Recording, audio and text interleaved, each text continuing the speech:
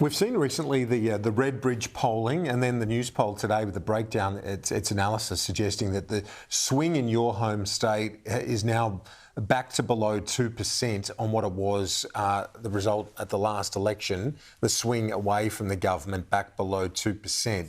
Does that mean that you're less likely to get the sort of the swag of seats that you'd once hoped?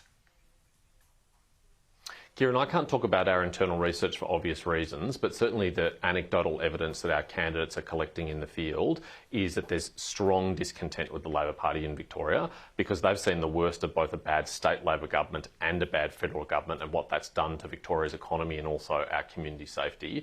So our candidates are reporting incredible receptions in parts of Melbourne where, frankly, the Liberal Party has not had a strong presence in the past, in seats like Hawke and Gorton in Melbourne's north and west, in seats like McEwen, which is a traditional marginal seat but Labor has held for some time now, as well as in the east and southeast of Melbourne, places like Bruce and Isaacs and Holt. There's really strong discontent with the Labor Party and I expect to see significant swings in those areas. But there's 2 weeks to go and it's an opportunity for us to sell our message, particularly around cost of living relief. When people hear about the petrol and diesel tax cut of 25 cents a litre, when they hear we'll give them up to $1,200 back on their tax next financial year, that's generating a lot of support in the community. The third leaders debate tonight, and that's another chance for Peter Dutton. But we've had Easter, the sad passing of Pope Francis, although being celebrated too for the legacy that he's left as the leader of the Catholic Church for 12 years.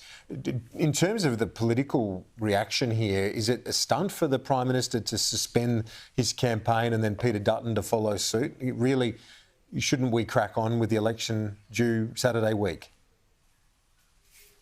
It's a very significant world event when a Pope passes away, and you're certainly right that the election must go on and the election date is not going to be pushed back because of it. But I think it's appropriate that both leaders took the morning out to mark the significance of the occasion and have been meeting with religious leaders and visiting churches as is appropriate.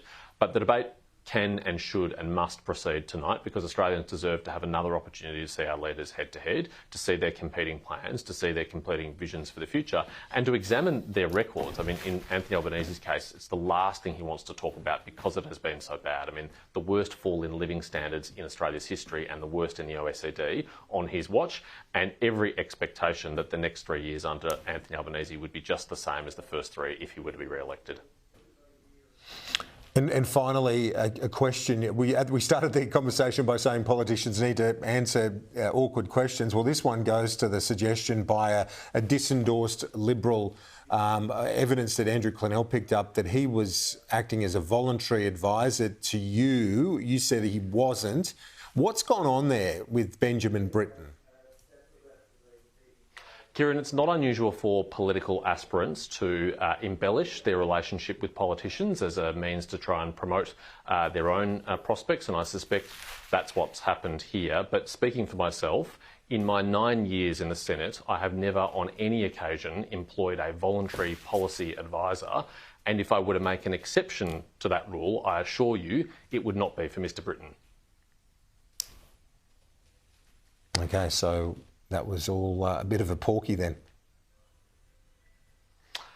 I think so. That's sometimes what happens with candidates in these processes. I wasn't aware of it until very recently. James Paterson, thanks for your time. Appreciate it. We'll talk to you soon. Thanks, Kieran.